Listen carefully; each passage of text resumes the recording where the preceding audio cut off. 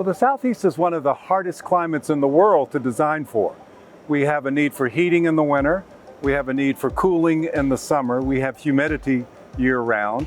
And the fact that we can do a living building successfully in the Southeast really says we can do a living building anywhere. Skanska has had a long history with sustainability. It's actually very nice having a kind of the head of the company with values centered around sustainability.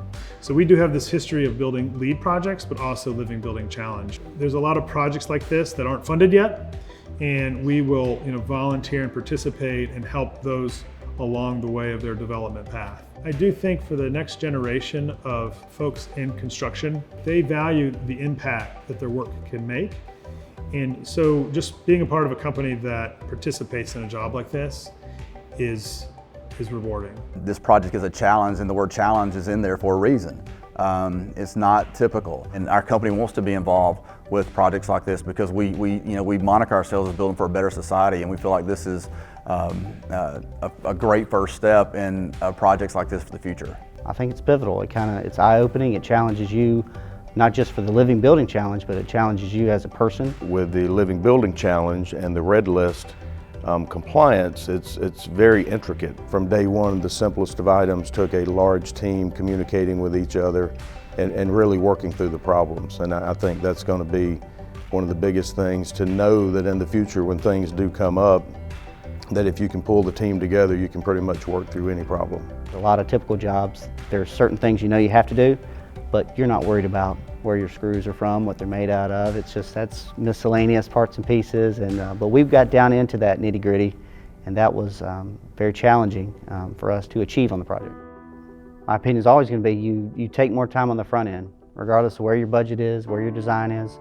You get all those things right and you finish them, and then you give yourself a window of time before you ever put a shovel in the ground to tackle all the paperwork and all the submittals and the information.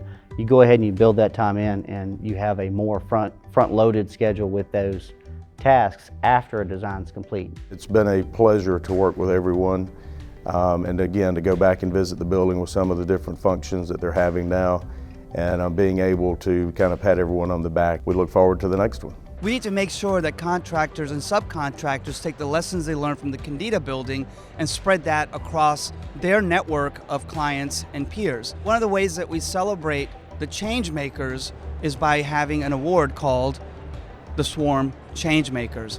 I think Skanska actually has the ability to spread what they've learned globally, and they've already done so. So it is my honor to present this award to Skanska. Kevin Bell, congratulations. Matt Williams, take it away. All right. Thank you, Sean. Would just like from this whole Skanska team to say thank you to the Kendeda Fund and Georgia Tech and the design team for putting their faith in us and allowing us to deliver this wonderful project for everyone.